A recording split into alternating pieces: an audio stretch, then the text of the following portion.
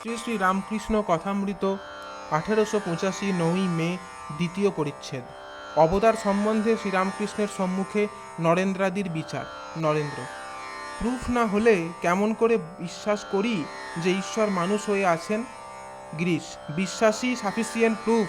এই জিনিসটা এখানে আছে, এর প্রমাণ কি? বিশ্বাসী প্রমাণ। একজন ভক্ত: এক্সটার্নাল ওয়ার্ল্ড, বাহিরে আছে ফিলোসফার, কেউ প্রুফ করতে পেরেছে? তারা বলেছে ইররেজিস্টিবল বিলিফ। গিরিশ নরেন্দ্রের প্রতি: তোমার সম্মুখে এলেও তো বিশ্বাস করবে না, হয়তো বলবে ও বলছে আমি ঈশ্বর, মানুষ হয়ে এসেছি, ও মিথ্যাবাদী ভণ্ড। দেবতারা অমর এই কথা পড়িল। নরেন্দ্র: তার প্রমাণ কই? গিরিশ: তোমার সামনে এলেও তো বিশ্বাস করবে না। নরেন্দ্র: অমর পাস্ট এজেসে ছিল, প্রুফ চাই। মণি পল্টুকে কি বলিতেছেন? পল্টু নরেন্দ্রের প্রতি সহাস্যে: অনাদি কি দরকার? অমর হতে গেলে অনন্ত হওয়া দরকার। শ্রীরামকৃষ্ণ সহাস্যে: নরেন্দ্র উকিলের ছেলে, পল্টু ডেপুটির ছেলে। সকলের হাস্য। সকলে একটু চুপ করিয়া আছেন। যোগিন গিরিশাদি ভক্তদের প্রতি সহাস্যে: নরেন্দ্রের কথা ইনি ঠাকুর আর লন না। শ্রীরামকৃষ্ণ সহাস্যে: আমি একদিন বলেছিলাম চাতক আকাশের জল ছাড়া আর কিছু খায় না। নরেন্দ্র বললে চাতক এ জলও খায়। তখন মাকে বললু, মা এসব কথা কি মিথ্যা হয়ে গেল? ভারী ভাবনা হলো। একদিন আবার নরেন্দ্র এসেছে। ঘরের ভিতর কতকগুলি পাখি উঠছিল, দেখে বলে উঠল, ওই ওই। আমি বললাম কি? ও বললে ওই চাতক, ওই চাতক। দেখি কতকগুলো চামচিকে। সেই থেকে ওর কথা আর লই না। সকলের হাস্য। শ্রীরামকৃষ্ণ: যদু মল্লিকের বাগানে নরেন্দ্র বললে, তুমি ঈশ্বরের রূপটুপ যা দেখো ও মনের ভুল। তখন অবাক হয়ে ওকে বললাম, কথা কয় যে রে? নরেন্দ্র বললে, ও অমন হয়। তখন মার কাছে এসে কাঁদতে লাগলাম। বললাম, মা এ কি হলো? এসব কি মিছে? নরেন্দ্র এমন কথা বললে? তখন দেখিয়ে দিল চৈতন্য, অখণ্ড চৈতন্য, চৈতন্যময় রূপ। আর বললে এসব কথা মেলে কেমন করে যদি মিথ্যা হবে? তখন বলেছিলাম, শালা তুই আমায় অবিশ্বাস করে দিছিলি, তুই আর আসিসনি।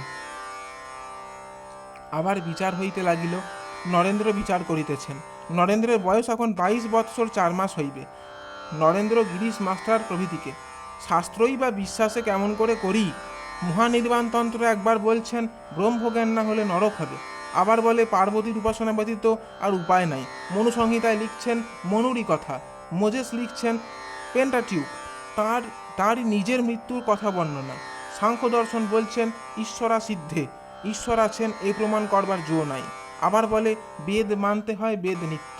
তা বলে এসব নাই বলছি না, বুঝতে পারছি না, বুঝিয়ে দাও। শাস্ত্রের অর্থ যার যা মনে এসেছে তাই করেছে। এখন কোনটা লব? হোয়াইট লাইট, শ্বেত আলো, রেড মিডিয়ামের লাল কাচের মধ্যে দিয়ে এলে লাল দেখায়, গ্রিন মিডিয়ামের মধ্যে দিয়ে এলে গ্রিন দেখায়। একজন ভক্ত: গীতা ভগবান বলেছেন। শ্রীরামকৃষ্ণ: গীতা সব শাস্ত্রের সার।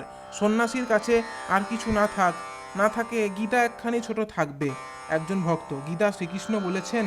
নরেন্দ্র: শ্রীকৃষ্ণ বলেছেন না ইয়ে বলেছেন? ঠাকুর শ্রীরামকৃষ্ণ অবাক হইয়া নরেন্দ্রের এই কথা শুনিতেছেন। শ্রীরামকৃষ্ণ: এসব বেশ কথা হচ্ছে। শাস্ত্রের 2 রকম অর্থ, শব্দার্থ ও মর্মার্থ। মর্মার্থটুকু লতে হয় যে ঈশ্বরের বাণীর সঙ্গে মিলে। চিঠির কথা আর যে ব্যক্তি চিঠি লিখেছে তার মুখের কথা অনেক তফাৎ। শাস্ত্র হচ্ছে চিঠির কথা, ঈশ্বরের বাণী মুখের কথা। আমি মার মুখের কথার সঙ্গে না মিললে কিছুই লই না। আবার অবতারের কথা পড়িল। নরেন্দ্র: ঈশ্বরে বিশ্বাস থাকলেই হলো, তারপর তিনি কোথায় ঝুলছেন বা কি করছেন ই আমার দরকার নাই। অনন্ত ব্রহ্মাণ্ড, অনন্ত অবতার। অনন্ত ব্রহ্মাণ্ড, অনন্ত অবতার শুনিয়া শ্রীরামকৃষ্ণ হাত জোর করিয়া নমস্কার করিলেন ও বলিতেছেন, আহা। মণি ভবনাথকে কি বলিতেছেন? ভবনাথ: ইনি বলেন, হাতি যখন দেখি নাই তখন সে ছুঁচের ভিতর যেতে পারে কিনা কেমন করে জানবো? ঈশ্বরকে জানি না, অথচ তিনি মানুষ হয়ে অবতার হতে পারেন কিনা কেমন করে বিচারের দ্বারা বুঝবো? শ্রীরামকৃষ্ণ: সবই সম্ভব। তিনি ভেলকি লাগিয়ে দেন, বাজিকর গলার ভিতর ছুরি লাগিয়ে দেয়, আবার বার করে, ইট পাটকেল খেয়ে ফেলে। জয় ঠাকুর স্বামীজি।